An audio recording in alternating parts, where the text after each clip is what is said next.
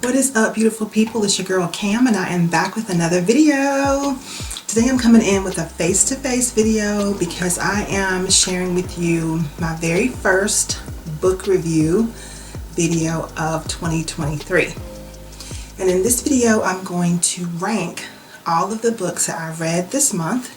I did read 7 books and I'm going to rank them in order from 6th place all the way to 1st place, because I have 2 books that tied for my #1 spots.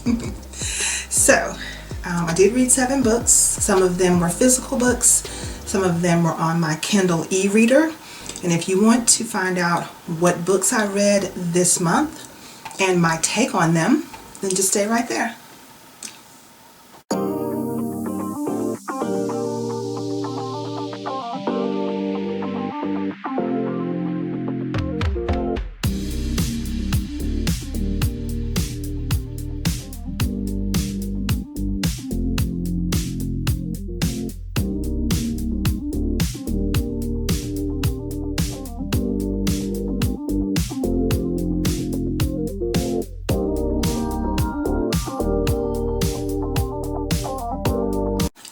So I have been keeping track of all of my reading in my Archer and Olive reading journal. This is an A5 journal, and this is where I track how many pages I'm reading.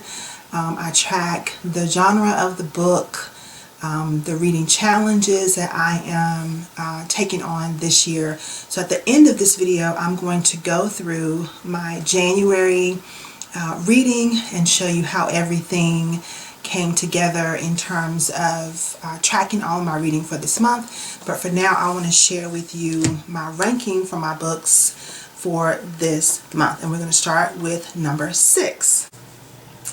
Okay, so coming in at number 6 this month for me is The Tea Dragon Society by Kay O'Neill. I did read this book on my Kindle e-reader, but I will place a picture of the cover of the book here for you.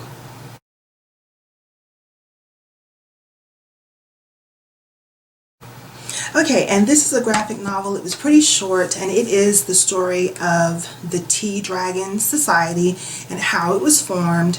And the dragons are named after different types of tea, and the illustrations were very, very beautiful, which is what drew me to this book in the first place.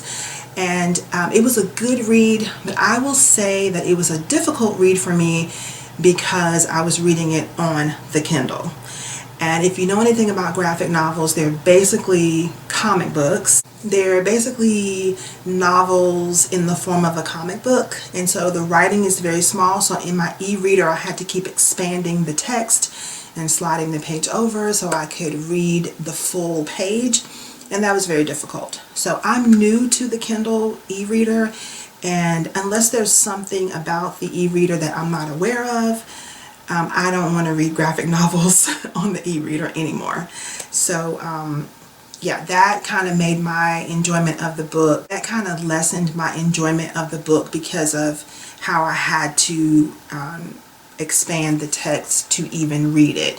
But in terms of the story itself, it was a good book. I could tell it was the foundational story of the Tea Dragon Society and how it was formed, and background information about the different dragons and how they got their names and how their personalities relate to the different teas that they're named after. So the book is a solid read. It just did not make my top books for this month. I did give the Tea Dragon Society 3.5 stars on Goodreads.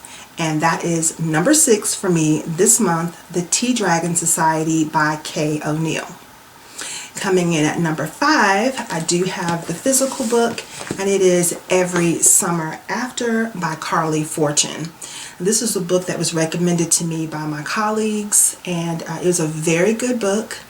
It is a love story about a young girl in Canada whose family buys a house down at a lake, and she meets a young teenage boy, and they become friends, and later they fall in love. And then something drastic happens and they separate and move away from each other, and then something else drastic happens and they come back together. And I don't want to give away any more than that, but I thought the book was very well written. The characters were believable. There was lots of humor in the book. The characters were engaging, and I liked the fact that Carly Fortune went back and forth in the timeline, in the history of their relationship. That made the story very interesting to read, because you didn't know what time period we were going to be in the next chapter. So that was very engaging, an engaging way to write this book. The downside of this book for me was the ending. The last 3 or 4 chapters, I felt like the story was just kind of dragging on, and a pattern just began to repeat for me in the last couple of chapters, and I was ready for the story to wrap up. And typically when a book is really, really good for me, I don't want the book to end. But in this case, I was ready for the author to wrap it up. Having said that, I did learn some interesting things about the characters in the last couple of chapters that I suspected earlier on in the novel. It was kind of spelled out for us at the end, which I did appreciate, but I still felt that the author could have included that information earlier in the book, and it would have been a better read to me. This is Carly Fortune's first novel, her freshman novel, and so I really thought it was well written. I will read her new book that's coming out. I think it comes out in May of this year, and I will be reading it. And I did give this book 3.5 stars on Goodreads, and that is number 5, Every Summer After, and it is a romance novel. Of course. Okay, coming in at number 4 was another book that I read on my Kindle e-reader, and this book is called The Ones Who Walked Away from Omelas, and I will put the cover of the book for you here.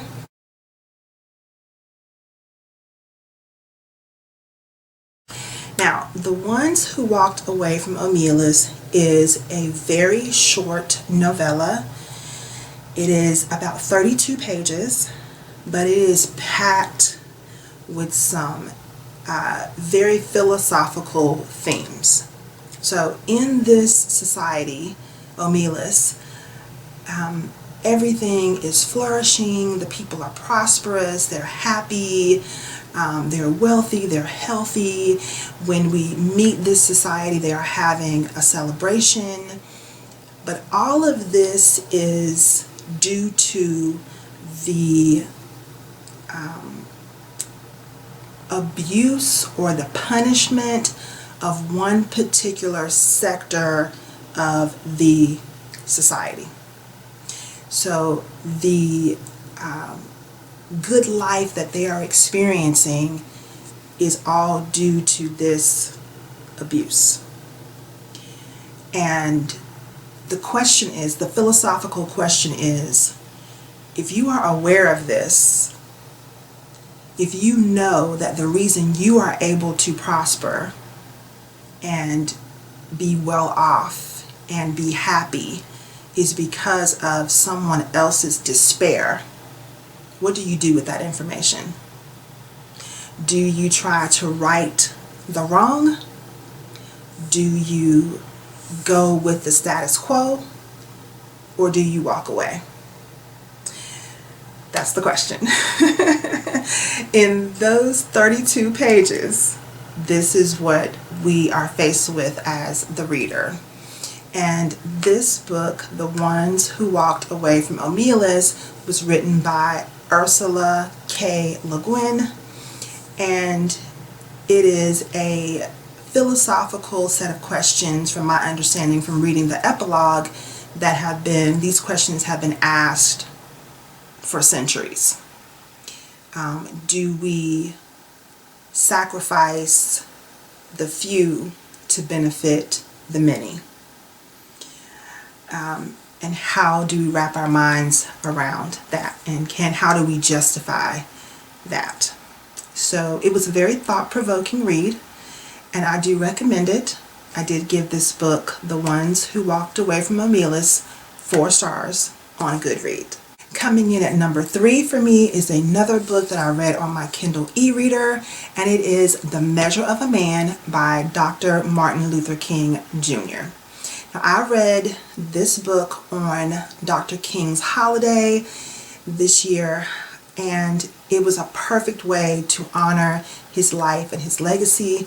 I also went to an event at the Harvey B. Gantt Center for African American Art and Culture on the same day, but that evening I downloaded this book from Amazon, and I read it in maybe an hour or two. It took me to read this book. And so The Measure of a Man is comprised of 2 speeches that Dr. King gave at a Catholic church during an event as part of their devotion. And he gave these 2 speeches. And the participants who were a part of this event were so amazed and so engaged with the speeches that he gave that they requested that the 2 speeches be compiled into one book that they could take with them. So The Measure of a Man is all about how we balance our faith and our political philosophies. How do we balance our treatment of our fellow man with our faith? If the Constitution says that all men are created equal and that we are endowed with certain inalienable rights that were given to us by God, how do we justify mistreatment of our fellow man? How do we justify our agreement of the mistreatment, our agreement to the mistreatment of other people? How can we justify that and call ourselves followers of Christ? Really is what The Measure of a Man is all about. And it examines the different aspects of what it means to be a Christian, what it means to be a part of this human society, and what it means to care for and be a brother to our neighbor. What does it mean to love your neighbor as yourself? That really is what The Measure of a Man is all about. It's a very good read. Of course, we know Dr. King is a prolific writer and speaker, and this book, The Measure of a Man, does not disappoint. I gave this book 5 stars on Goodreads, and that was number 3 for me this month, The Measure of a Man by Dr. Martin Luther King Jr. Coming in at number 2, I do have the physical book, and it is The Hate You Give by Angie Thomas. Now, this book has been turned into a movie, and I did not watch the movie because I knew it came from a book and I wanted to read the book first. In my experience, the books are always better, right? The books are always better. So I wanted to read this first before I watched the movie. And I will tell you that The Hate You Give is very, very well written. Angie Thomas is a very good writer. This book read like a screenplay. It read like a movie. I could see the characters. They were all believable.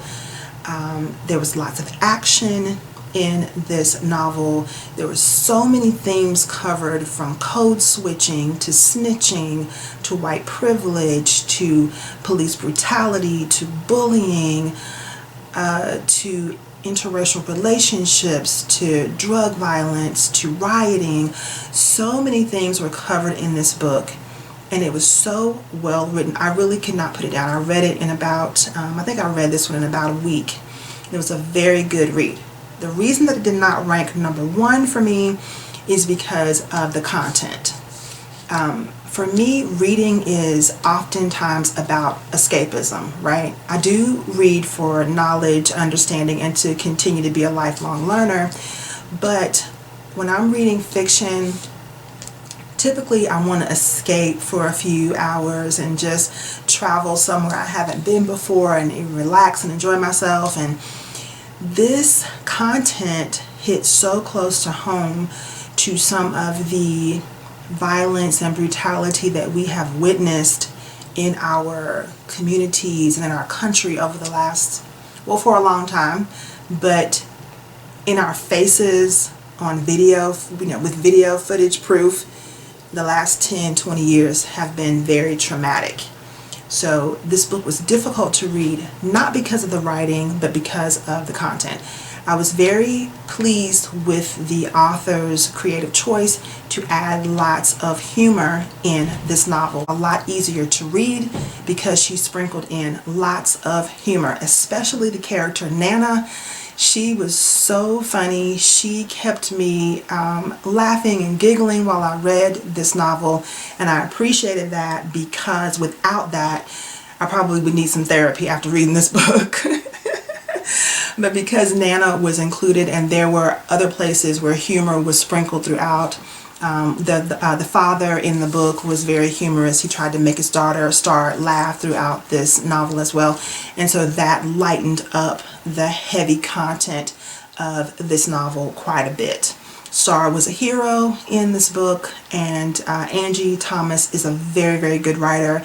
I gave this book 5 stars on Goodreads, and that is The Hate You Give by Angie Thomas. Highly recommend this one, but it is heavy content though. Okay, and I had 2 books that ranked number 1 for me this month. The first book I want to talk about is Almost There by Farah Rashan, and this is a twisted tale about my girl, Princess Tiana from The Princess and the Frog. So the tagline for this book is, "What if Tiana made a deal that changed everything?"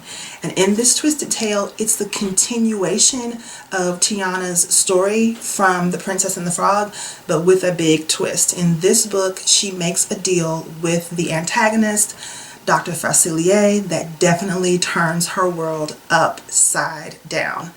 This book was well written. The author, Farah Rashan, captured the voices of the original characters so perfectly. I could hear their voices in my head as I was reading the dialogue. She built the world so beautifully. I felt like I was walking through the streets of the French Quarter with the characters, and I was going down to the bayou with the characters. It was just a wonderful, wonderful ride through New Orleans with some of my favorite characters from the Disney franchise. I will say that the action was amazing, and we were introduced to several new characters in this novel, and they fit right into the Princess and the Frog storyline and this twisted tale. All in all, it was very well written. Lots of themes in this book, from love to friendship to the cultural dynamics that were very much apparent in this novel. I thought that Farah Rashan did a great job capturing the essence of The Princess and the Frog and expanding the story and expanding this world to tell this story. I also love the way she wrapped things up with a nice little bow and tied everything up nicely in the end. That made the book very, very satisfying to read. So if you love Disney, if you love Princess Tiana, you will love this book, Almost There, A Twisted Tale by Farah Rashan. And I gave this book 5 stars on Goodreads. And finally, my second number 1 book I read on my Kindle e-reader, and it is Yellow Wife by Sadiqa Johnson. Where do I begin with Yellow Wife? Yellow Wife was such an amazing historical fiction novel. Perfection from beginning to end. All the characters were beautifully written. The story was well written. The world building was amazing. And Yellow Wife is based on a true story, y'all. Hence, historical fiction is based on a true story. So our heroine in Yellow Wife, Phoebe Dolores Brown, has a connection to the owner of a slave jail in Richmond, Virginia.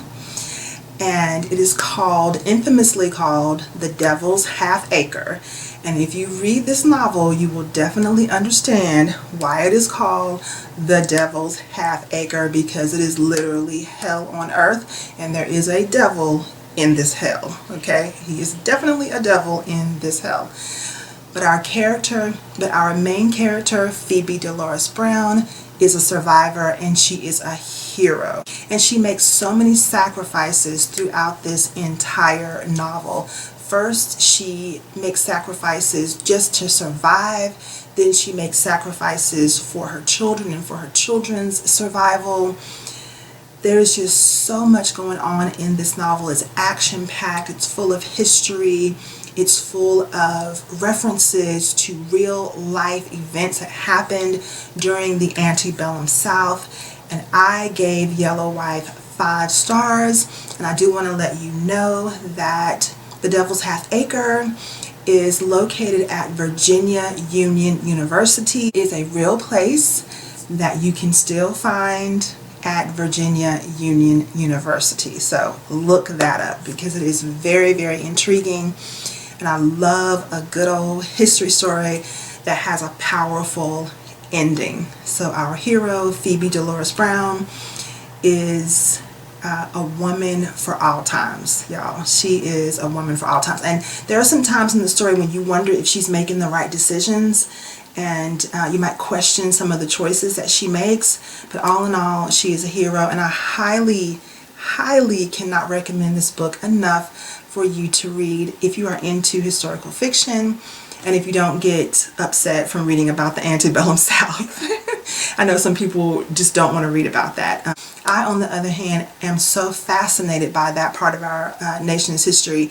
It just inspires me every time I see the heroism and the bravery and the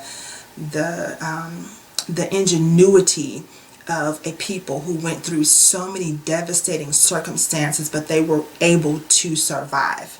That inspires me. It inspires me. So Yellow Wife is my second number 2 pick for the month of January. I gave it 5 stars on Goodreads, and I highly recommend it. Alright, y'all, so that's going to do it for me for this portion of my book review for the month of January. I hope that you enjoyed the video so far. Now I'm going to take you inside my Archer and Olive A5 journal and show you how everything stacked up for this month. I'll show you all of my trackers and how they came together. This is essentially an after the pen, showing you how I documented all of my reading this month and my stats. So let's get into it. Alright, so we're going to take a look at my A5 Archer and Olive reading journal, and I did add quite a few elements to this journal since the last time you've seen it, so let's get right into it. I did add this illustration here in the front, which I love. It's a library with this little fantasy castle in the back, which is just so perfect. Then I added another library or bookshelf that leads up to this like heavenly cloud scene, which I also love. I added some antique book pages here, and then just tore this little hole out, and I'm going to add reading journal here in the front. Just haven't done that yet. If you've been with me for a while, you have seen this 2023 that we did in the setup. That hasn't changed, except I think I did add the words 2023 across the bottom. Okay, and here's my bookshelf with all of the books that I've read so far. And I have color coded these in the same way that you will see that I color code my Goodreads reading tracker. So the pink is romance, green is YA, young adult, the orange is a traditional novel, and the purple is nonfiction. And so here are the 7 books I've read so far. Got lots of room to add more books throughout the year. Here is my bingo challenge, which is going very nicely. I've already read a young adult book. That was the Twisted Tale, Almost There. A book adapted into a movie, that would be The Hate You Give. An author's first novel, which would be Every Summer After. a book read in one day, that would be The Ones Who Walked Away from Omelas, and a graphic novel, that would be The Tea Dragon Society. And then here's my books to be read, more books to be read. Here's where I tracked how many days I read. In January, I only skipped 2 days, the 21st and the 27th. And then here is how I tracked a general tracking of how many pages I read. And I also have a legend over here. This is my books read in January. They're color-coded. Blue is the color for the January books, and I read 7 books in January. I'll do a different color for each month. As I finish a book, I'll color code it here for the monthly color. Then we have my A to Z challenge, almost there for A, Every Summer After for E, Ones Who Walked Away from Omelas for O, 7 Days in June is the book I'm reading right now, that's S, T is Tea Dragon Society, and Y is Yellow Wife. Here's my Goodreads section I was telling you about, and the color coding that I mentioned. Gray is going to be thriller, orange is traditional adult fiction, green is young adult, the pink color is romance, purple is nonfiction, and blue is history. And here's where I post my favorite book of the month. The feature for this month is Almost There. 5 stars, and I wrote down the day that I started, the day that I finished, and I highlighted the book because I read it as a physical book. Then I wrote down my 2 favorite books, Yellow Wife and Almost There, and how many books I read total, which was 7. I put pictures of the book covers in this section, and I have a few quotes about books at the top here, and I will keep doing that throughout the year with my book covers on the subsequent pages. Then here is my January section. I have my monthly calendar where I indicate when I started and completed a book. And I have this wintry theme going on here. And I have this little Dutch door cut out. And I also have all 7 books that I read over here under Books Read, January Books Read. And on the next page, I tracked my exact number of pages that I read. So the previous tracker only gave me up to 40 pages, and I read quite a bit more than 40 pages on most days. So I was able to track the exact number of pages I read each day from day 1 through 31. And then I just put a black mark on the days when I didn't read anything at all. And then I tracked my chapters. So each time I finished a chapter, I just marked it with some little hatch marks. This is really not necessary, but it's just a way for me to track how I'm doing or my progress as I'm reading each book. And then at the bottom of this page, I have my stats. Total books bought this month was 20. Total books read was 7. Total pages read was 1,635. And my average star ranking was 4.6. Now with the books bought, I'm including the books that I got through my Amazon Kindle membership. So I put 20 books total in my Amazon Kindle membership bundle for this month. So I won't buy 20 books every month. This was just to get started for the year. Then I have my favorite quotes here. And then one large quote here on this last page. And then I have my book reviews, 1 book review for Almost There, and 1 more book review for Yellow Wife. These are my top books for the month. And then I've already set up my pages for February. Here's my February calendar. I've already started jotting down the books I'm reading. I am currently reading 7 Days in June. So good already, y'all. I am in love with that book. And I did do a waterfall series here with the pages, and I didn't film this. It was just something that I did as some art therapy off camera. But next month, if I do a waterfall page series, I will show you how I did it because it's super easy. And I've got my pages read here, and I've got my by chapter page and my stats page here. And then I'm going to put favorite quotes in this section, 1 main quote here. And I'm going to put, because I'm reading love stories this month, I'm going to do best pickup lines on this page here. I'm going to put the best pickup lines in the books right here on these 2 pages. So I thought it was very cute because look at him, he's picking her up. So I thought that was cute for best pickup lines.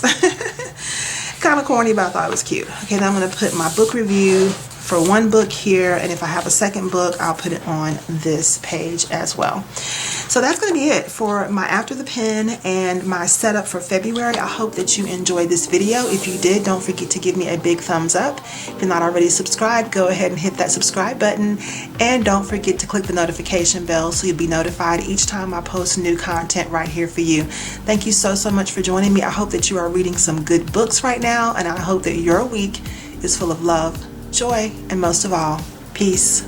See you next time.